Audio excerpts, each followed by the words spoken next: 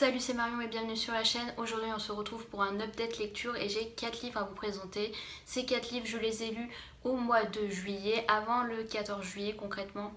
Donc j'ai pas mal de retard sur mes updates lecture et je pense que mes prochaines vidéos seront aussi des updates lecture. Le premier roman que j'ai lu, il s'agit de Follow Me Back de A.V. Giger. Je ne sais pas du tout comment ça se prononce et je vous mettrai la couverture de roman juste ici. Dans ce roman on va suivre Tessa qui est devenue en fait agoraphobe après un été passé loin de sa famille. Elle n'arrive plus à supporter la foule et elle n'arrive même plus à avoir envie de sortir chez elle. Elle a peur en fait de sortir de chez elle, elle préfère rester seule et les seules personnes avec qui elle parle au final sont sa mère et son petit ami qui rapidement va lui faire comprendre que si elle ne sort pas, il va continuer sa vie sans elle. Pour autant, Tessa passe beaucoup de temps sur les réseaux sociaux et ça va être une sorte d'échappatoire pour elle. Elle a une passion pour Eric Thorne qui est un chanteur super célèbre et elle trouve qu'elle a pas mal de points communs avec lui, qu'il est le seul qui peut la comprendre vraiment. À travers ses chansons, elle arrive à se reconnaître et à sentir les émotions que elle aussi ressent dans sa vie de tous les jours. Eric de son côté est débordé, il n'en peut plus d'avoir sa vie dictée par ses managers. Il faut qu'il fasse de la musculation tous les jours, il faut qu'il soit au top à n'importe quel moment de la journée et lui ce qu'il veut c'est juste vivre et qu'il soit reconnu pour sa chanson et non pour sa plastique de rêve. Alors un jour il va décider de créer un faux compte Twitter pour pouvoir troller un de ses followers qui n'est autre en fait que le compte de Tessa spécialement sur Eric Thorne. Il veut surtout comprendre pourquoi cette fille qui ne le connaît pas a une telle obsession pour lui. Et finalement Eric sous son faux compte va rapidement échanger avec Tessa. Ils vont créer des liens auxquels ils ne s'attendaient pas. Et au fur et à mesure leur relation va se développer. Ils vont échanger des informations intimes sur eux-mêmes et un jour ils vont avoir envie de se rencontrer. Tessa ne sachant toujours pas que derrière ce faux compte il s'agit de son idole Eric Thorne. J'ai lu ce roman en format ebook parce que je n'étais vraiment pas certaine de l'apprécier. Je voulais pas spécialement payer autant pour un format papier en ayant peur d'être déçue. Et j'ai été rapidement surprise. Franchement, c'est un livre qui se lit vraiment rapidement. C'est clairement super addictif. Je ne suis pas arrivée à lâcher le roman en l'espace d'une journée. Je l'avais dévoré. Et si j'avais eu le deuxième tome sous la main, clairement, j'enchaînais avec le second tome vu la fin du roman est tellement énorme. Je m'attendais absolument pas à ça. On tombe vraiment des nues. J'ai beaucoup aimé le personnage d'Eric, je l'ai trouvé tellement touchant et je comprends sa démarche. Par contre j'ai eu beaucoup de mal à m'attacher à Tessa parce qu'on ne sait pas pourquoi Tessa ne veut pas sortir de chez elle.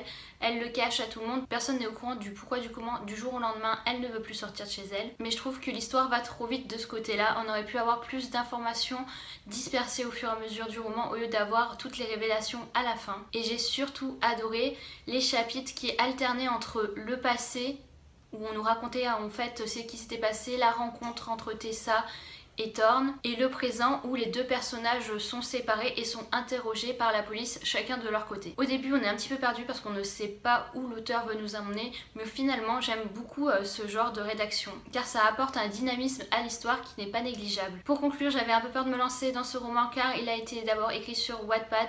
Je ne dénigre pas les personnes qui lisent sur Wattpad, mais il y a beaucoup de livres que j'ai lus qui ont été publiés alors qu'ils étaient sortis sur Wattpad où j'étais clairement déçue, et ici ça n'a pas du tout été le cas.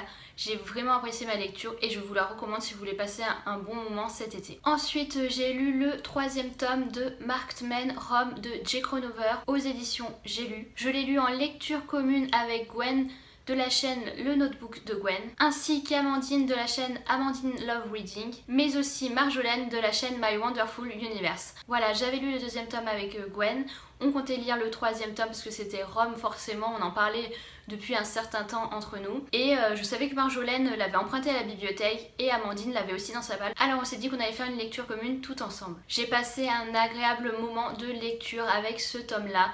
J'ai clairement plus aimé ce tome-là que le 2e tome, et un petit peu plus aussi que le 1er tome, mais je m'attendais à beaucoup plus aimer ce tome-là parce que Rome faisait partie de l'un des personnages que je voulais absolument voir. C'était le personnage qui m'attirait le plus dès le 1er tome, et au final Rome ne m'a pas déçue en soi, mais j'ai trouvé l'histoire d'amour beaucoup trop rapide et pas trop réaliste. Dans ce roman on va suivre du coup Cora qui est à l'accueil du salon de tatouage mais qui fait aussi des piercings, et Cora est à la recherche du prince charmant. Elle a été déçue par son ancienne relation, son ex-copain l'avait trompée et l'avait lâchée du jour au lendemain pour une autre fille, donc maintenant elle se réserve spécialement pour l'homme parfait. Et de l'autre côté, nous allons suivre Rom, qui est le frère de Roule du premier tome. Et Rom, lui, revient de la guerre et il est assez traumatisé par cette expérience. Et de plus, il a encore de gros problèmes de famille en parallèle. Cora ne va pas prendre des pincettes avec lui et va clairement lui rentrer dedans quand le caractère de Rom ne va pas lui plaire. Et finalement, ces deux-là vont se matcher et ces deux-là vont avoir une belle histoire d'amour. J'ai adoré le personnage de Cora. Pour le moment, je pense que c'est le personnage féminin que je préfère à ce jour dans les Marked Men. Parce qu'elle est pétillante, elle est toute petite, elle est habillée tout super colorée. Elle a un super bon fond. Elle est prête à tout pour ses amis et c'est un peu l'ange gardien de tout le monde. C'est un peu la personne qui va aider tout le monde à réaliser ses rêves, à les remettre sur le droit chemin. Et Rom, il est tellement torturé, il est tellement perdu qu'il lui fallait une fille comme ça au final. Une fille qui arrive à l'apaiser, une fille qui lui mette de la gaieté dans sa vie, et je trouve que le couple est juste parfait à ce niveau-là. Par contre, j'ai trouvé que l'histoire d'amour était trop rapide.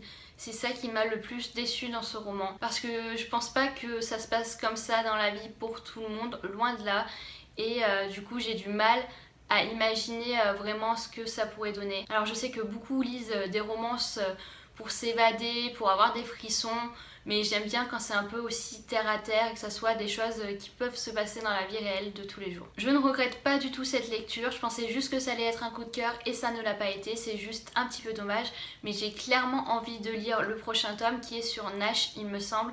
Et Nash, finalement on le voit un peu dans ce tome là, et je l'apprécie beaucoup, donc j'ai vraiment envie que ce 4e tome sorte en format poche. Ensuite, j'avais encore envie de lire une lecture assez détente et j'ai décidé de lire My Dilemma Is You de Christina Schiperi aux éditions Pocket Jeunesse. Voilà, comme j'avais beaucoup apprécié ma lecture de Follow Me Back, j'avais encore envie de lire un livre qui sortait finalement de Wattpad et je me suis dit pourquoi pas lire le roman de PKJ qu'il sorte pour cet été qui vient aussi de Wattpad. Dans cette histoire nous allons suivre Christina qui va devoir déménager. Elle part de Los Angeles pour aller vivre à Miami. Ses parents bougent pour un motif professionnel, donc elle est obligée de quitter sa vie là-bas et ses 2 meilleurs amis. Et elle va rentrer dans un nouveau lycée où Suzanne, la fille la plus populaire de celui-ci, va pas du tout l'aimer et va tout faire pour qu'elle se retrouve seule alors qu'elle ne la connaît pas et qu'elle vient juste d'arriver. Cette Suzanne sort avec Cameron, un jeune homme très populaire qui est le fils des amis de ses parents et qui vit dans la même rue qu'elle. Suzanne et Cameron vont tout faire pour mettre des bâtons dans les roues de Christina, mais malgré ça, Christina va commencer à ressentir des choses pour Cameron. Alors clairement, ce roman, je l'ai trouvé en dessous de Follow Me Back. J'ai trouvé cette histoire d'amour déjà vue, c'est du vu, du revu, et j'ai l'impression que surtout, c'était du revu, mais en moins bien, avec une écriture moins intéressante que les romans que j'avais déjà lus sur le sujet. On connaît tous cette histoire de cette fille qui est la nouvelle et qui rentre dans un lycée et forcément elle va tomber amoureuse du garçon le plus populaire, mais celui-ci est déjà pris. Celui-ci a déjà une relation avec la copine parfaite et qui est elle autant populaire que lui, et voilà, ce garçon va se désintéresser complètement de sa copine pour tomber fou amoureux de la nouvelle. Alors oui, l'histoire est addictive, oui, on le lit super rapidement, mais voilà, un mois après l'avoir lu, c'est clairement pas le roman qui va me rester en tête. Alors pourquoi pas lire le second tome quand il sortira, mais là aussi je le lirai en format e-book et je ne l'achèterai pas en format papier parce que pour moi, clairement, ce n'est pas le livre de l'été. Ça peut être une lecture super intéressante, je pense, quand on n'a pas trop lu déjà ce genre d'histoire. Concrètement, les histoires d'amour des lycéens, ça commence à de moins en moins m'intéresser, même si là quand j'ai commencé ce roman je savais que ça allait parler de ça, mais je m'attendais à quelque chose d'un peu plus original. Et maintenant, dernier roman de cette update lecture, il s'agit de La voleuse de livres de Marcus Zusak aux éditions Pocket, que j'ai lu en lecture commune avec Steph qui est un de mes abonnés, mais que je connaissais aussi via Twitter parce qu'on parle beaucoup de séries télé ensemble, et là je sais que mon avis ne va pas du tout être dans la même direction que certains. On m'en avait dit beaucoup de bien et je n'ai clairement pas autant accroché à ce roman que les autres personnes. Ça a été une réelle torture de terminer ce livre. C'est affreux de dire ça parce que je pensais clairement que ça allait être une thématique qui allait me plaire, et heureusement que je lisais ce livre en lecture commune, sinon je pense que je l'aurais abandonné. Ce que je n'ai pas aimé dans ce roman, c'est qu'en fait on suit la mort et c'est à travers la mort qu'on va connaître l'histoire de Liesel. Et le problème n'est pas que ce soit la mort en tant que telle qui nous raconte l'histoire de Liesel. Le problème est que la mort nous spoil tout le temps. Je ne supporte absolument pas les spoilers quand il s'agit de livres ou de séries télé. Et là, clairement, je ne supporte pas les spoilers. Ça m'a avance en rien du tout de savoir qu'il va se passer ceci ou cela à la fin du roman ou dans 3 chapitres si elle me l'annonce déjà maintenant. Je vais vous dire quelque chose par exemple qui va ne pas vous spoiler pour vous, mais elle va dire ah ben elle va découvrir son 3e livre dans 2 ans mais on en reparlera plus tard. Alors ça vous allez me dire oui c'est pas du gros spoiler et là je vous ai dit un spoil pour pas vous spoiler vous, mais des fois elle nous spoil la mort des personnages, elle nous spoil de gros événements et moi c'est des choses que j'aurais aimé découvrir sur le moment et pas qu'on me spoil 3 chapitres avant. Du coup en lisant ce roman j'ai perdu toutes les émotions que la plume pouvait m'apporter parce qu'on le savait déjà en quoi je vais être émue de savoir que tel personnage meurt. Si je le sais, ça fait déjà un quart du roman que je le sais. Alors oui, la fin était super triste, oui j'ai été vraiment touchée par ce final. Mais est-ce que le fait que le final soit bon relève le niveau général du livre? Pour moi spécialement non. Par contre j'ai vraiment aimé les personnages, j'ai vraiment aimé le personnage de Liesel, elle est super touchante. On ressent vraiment ses émotions, on comprend sa volonté de vouloir apprendre à lire et de vouloir après se procurer des romans. Et comme j'ai été tellement déçue par ce roman, j'ai décidé juste après de me faire l'adaptation cinématographique qu'il y avait de disponible en plus sur Netflix. Et là, clairement, j'ai beaucoup, mais alors beaucoup plus aimé l'histoire. Alors déjà, les personnages étaient attachants dans le livre, je les ai trouvés plus humanisés à travers le film. Oui, la mort est toujours le narrateur, mais elle ne nous spoil absolument pas. Et alors là, clairement, pour ceux qui n'ont pas lu le livre mais qui voient le film, et ben ils ne s'attendent pas du tout à ce qui va se dérouler. Et ça, c'est ce que j'attendais dans ce roman. Surtout que c'est une belle brique, il fait plus de 600 pages, donc ça a été vraiment un long calvaire pour moi. Et je suis la première déçue de ne pas avoir apprécié ce roman, parce que c'est vraiment une thématique qui me touche. C'est vraiment un roman que je pensais aimer, et quand on le lit et qu'on voit qu'on est déçu, c'est vraiment un gros coup au niveau du moral. Et heureusement juste après j'ai lu des lectures beaucoup plus agréables parce que sinon clairement j'allais avoir une panne de lecture avec ce roman. En tout cas pour les personnes qui ont aimé ce roman, n'hésitez pas à me dire vos avis et vos arguments sur le pourquoi vous avez aimé en commentaire. J'aimerais bien savoir ce qui vous a touché et qu'on puisse échanger à ce niveau là. Voilà, mon update lecture est terminé, j'espère qu'il vous aura plu et nous on se retrouve la semaine prochaine pour une nouvelle vidéo qui sera un update lecture. Salut!